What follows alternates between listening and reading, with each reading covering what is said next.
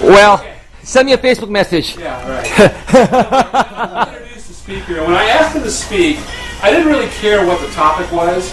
I do know what the topic is, but I didn't care. And the reason I asked him to speak is because, you get the chance to meet a lot of people when you're networking, when you're in business. I've owned my own business now for a long time. You get to know a lot of people. But you don't get to know that many people that are always speaking from the heart, that really care about everybody that they meet during their day. And Wade, not James, Wade is one of those people. Wade is a person that really deeply cares. And I know his content is going to be terrific. He's going to talk about collaboration and how to turn it into a profit. But you know what? It wouldn't really make a difference what he talked about, because he cares about everybody in this room, and he cares that you get the right message. And so, when you're dealing with somebody that has that big a heart, does it really matter what the topic is? Nope. So I'm going to give you Wade. Wade Brooks. I would like you to stand, because he's going to be coming back from the back of the room, and I'd like you to stand and give him an ovation now. He's worth it.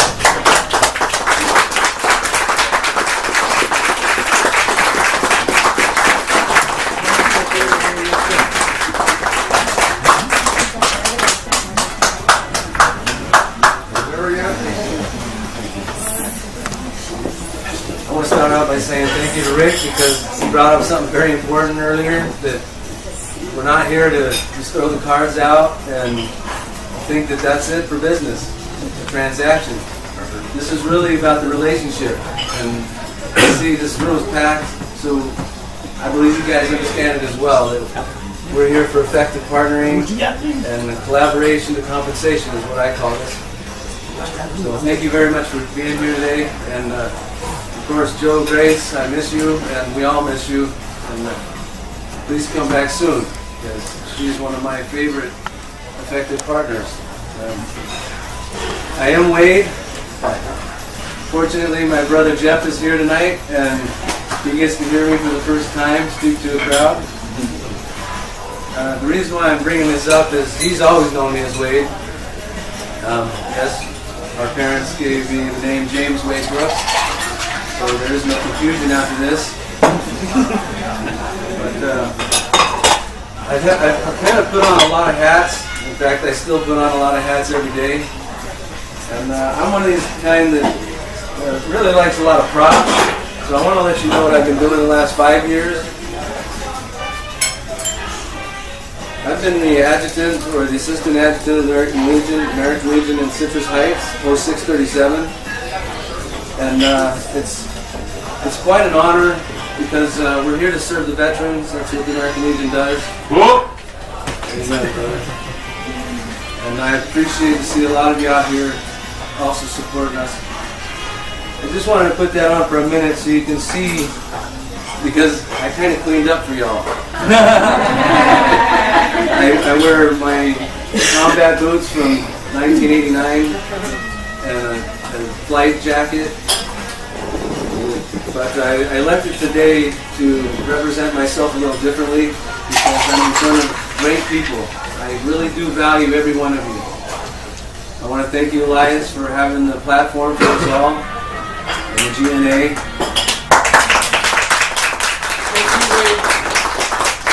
Also, Troy Brewer, appreciate the DCN network.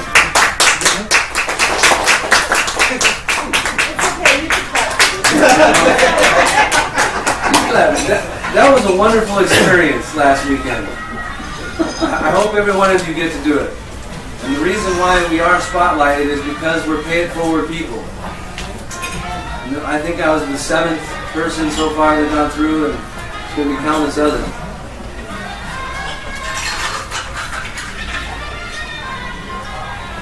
The question I want to ask is, does everybody have enough referrals? Does everybody have enough business? No. Oh, I was hoping somebody would raise their hand and then you would pick them out and they would be on my team. But we'll work on that, because I think we're all kind of in the same boat. That's why we're here. We want to get collaborations going that mean something and make an income. A little bit about myself, real quick, because I want to talk about you guys. There's some great things that you guys don't even know that's happening. I'll talk about them. I just did 20 years of therapy head to toe. I'm a successful bipolar patient. I retired from the Air Force in 1993. Yeah. And it's been quite an interesting ride. But essentially, I'm pain-free for the first time in those 20 years. And you're gonna see something that's quite amazing, because when I go out every day, like I said with American Legion, I see people that where I've kind of been, and I like to take them by the hand and walk them down the river or share with them. And that's kind of what I'm here watching this group do, is we hold each other up, edify, and like Rick was telling you all about Wayne and Rosie. The best way to do business, in my opinion, is to have somebody else talk about your business. Yes. Yes. In a positive light, of course. So we're there, but before I talk about my success, I want to read something and see if you guys can remember who this is, because I'm sure a lot of you know who this is. Tom appeared on the sidewalk with a bucket of whitewash and a long-handled brush. He surveyed the fence, and all the gladness left him, and a deep melancholy settled down upon his spirit. 30 yards of board fence, 9 feet high. Life to him seemed hollow, and existence but a burden. Sighing, he dipped his brush and passed it along the topmost plank, repeated the operation, did it again, compared the insignificant whitewashed street with the far-reaching continent of unwhitewashed fence. And he sat down.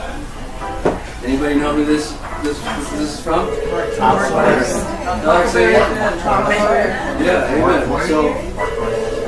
So Samuel Clemens, he was born in Florida, Missouri, in 1835. Samuel L. Clemens.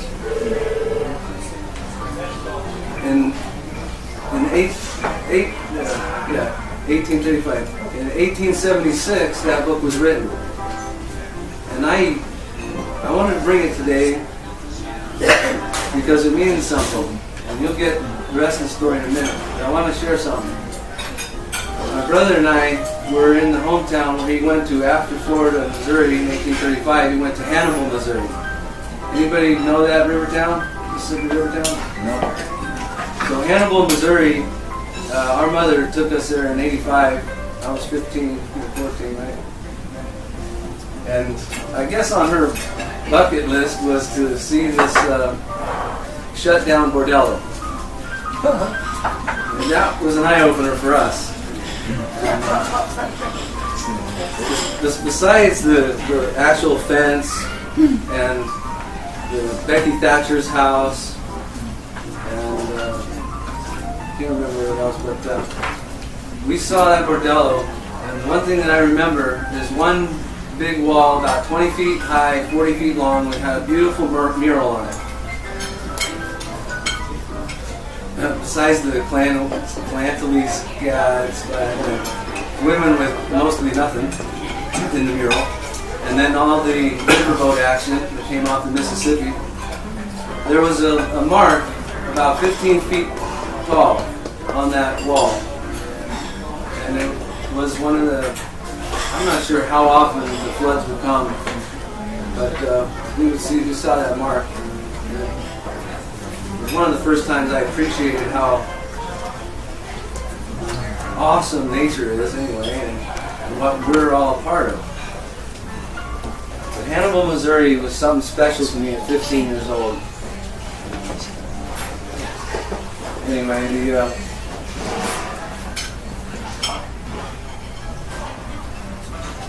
I want to read just another spot on this, because this is what I want to get to. This is what's exciting. This is what we're all doing. Wade, sorry to interrupt you. People are having a hard time hearing that. Can you project your voice a little bit louder, please? Yeah, amen. So, Tom went on whitewashing. paid no attention to the steamboat, who was Ben Rogers, the very boy of all boys whose ridicule he had been dreading. Ben stared a moment and then said, "Hiya, you're up a stump, ain't you?" No answer.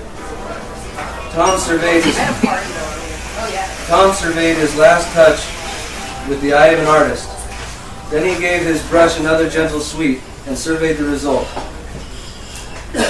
Ben reined up alongside him. Tom's mouth watered for the apple Ben had been eating, but he stuck to his work. Then Ben said again, trying for Tom's attention, "Hello, old chap. You got to work, eh?" Tom wheeled suddenly and said, "Why, it's you, Ben. I weren't noticing." "Say, I'm going swimming." "I am. Don't you wish you could? But of course you'd rather work, wouldn't you?" "Of course you would."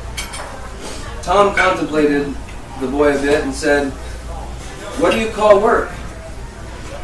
Why ain't that work? Why ain't that work?" Anyway, Tom resumed his whitewashing and answered carelessly, "Well, maybe it is, and maybe it ain't. All I know is it suits Tom Sawyer." "Oh, come now. You don't mean to let on that you like it." The brush continued to move. "Like it? Well, I don't see why I oughtn't to like it. Does a boy get a chance to whitewash a fence every day?" That put the thing in a whole new light. Ben stopped nibbling his apple. Tom swept his brush daintily, back and forth, stepped back to note the effect, added a touch here and there, criticized the effect again.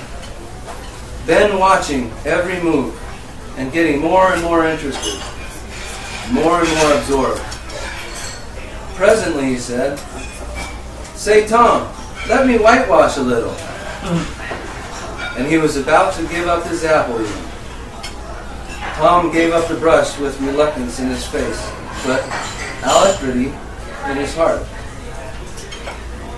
And while the late steamer, Big Missouri, worked and sweated in the sun, the retired artist sat on a barrel in the shade close by, dangled his legs, munched his apple, and planned the slaughter of more innocents.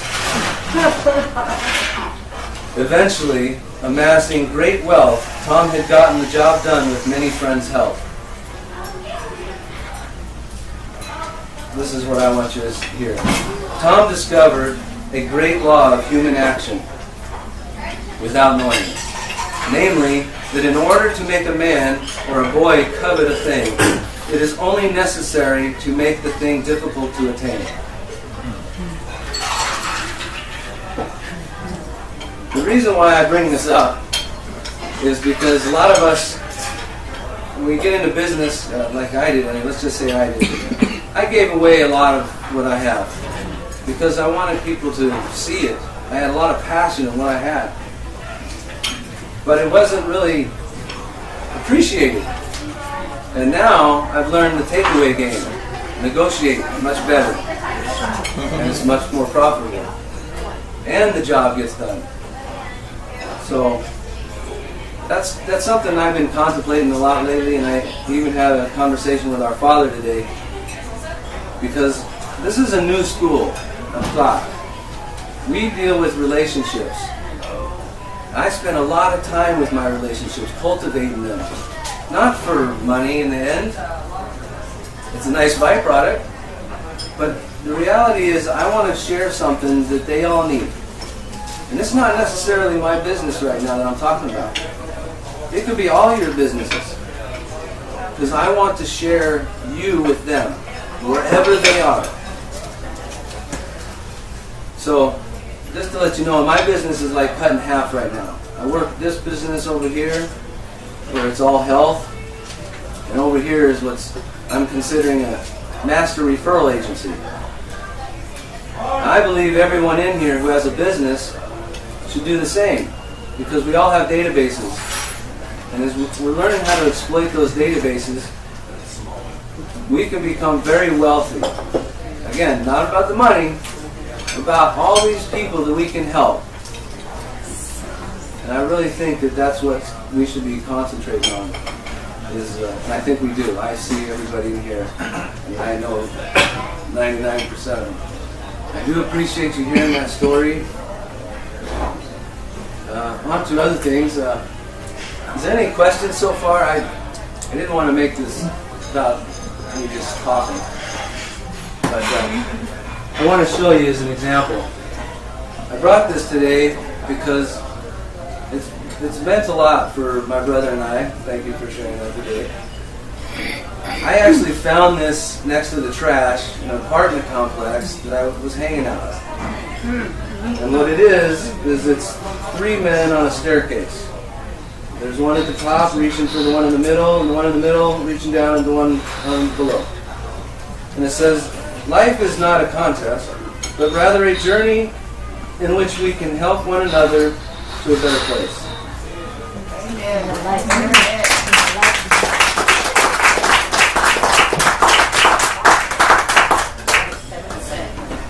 Amen. I get this. I've given this to people that I walk with when they need it. My brother's had it. I've had it. And I hope that you guys can appreciate what Rick brought to the table. I appreciate that very much so, because speaking with your heart on your sleeve and whatnot, there's nothing like it. And I've done a lot of one-on-ones with you guys, so I know you guys also have that in you. I think that a lot. So we're just about ready to be done. Because I know there's a lot more this evening that you guys want to be a part of. But I do want to show you something. When we're talking about collaboration to compensation, I'm not always talking about with one, because of the heart. I'm telling you, there's other benefits involved. But I did have a good run of success last year. 12 of us got together and co-authored a book called The Diamond from Within, Overcoming Obstacles in Life and Business. Anyway, it did well. I'm not going to go into more of that. Oh, but I do want to show you this, because this is the fun part.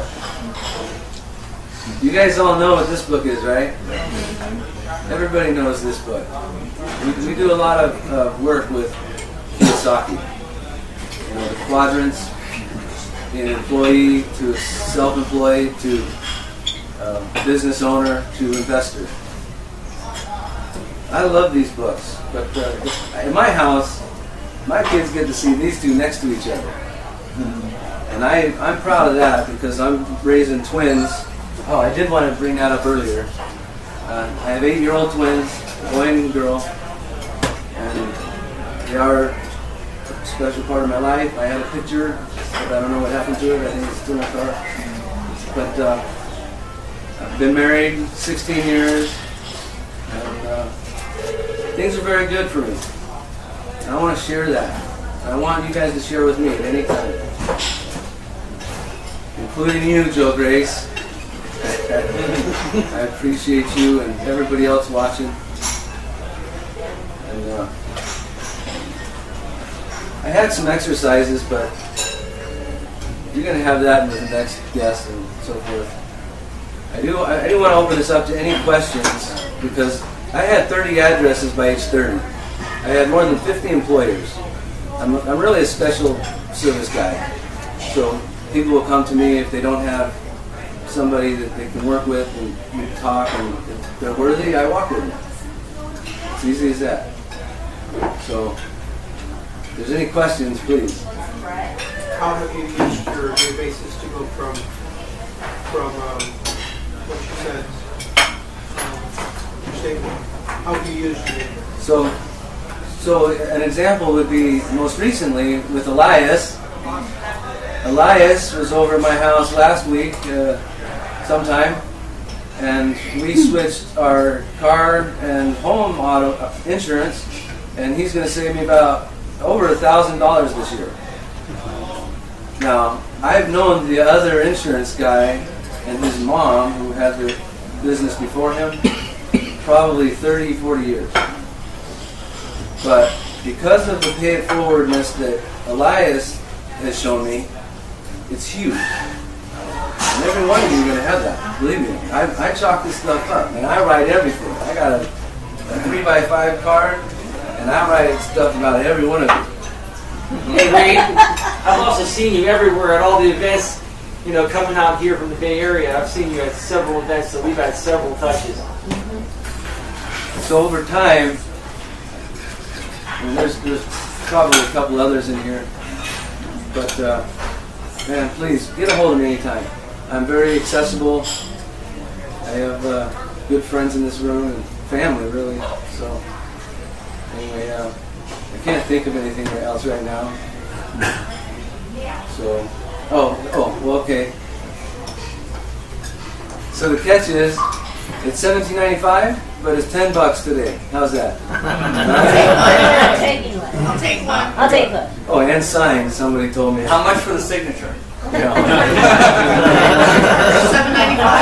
How much for the signature? I make deals. If you guys give me lunch or dinner or breakfast, whatever it is, I'll give you one of them too. I'll give you a massage. Yeah, okay. Amen. Oh, that.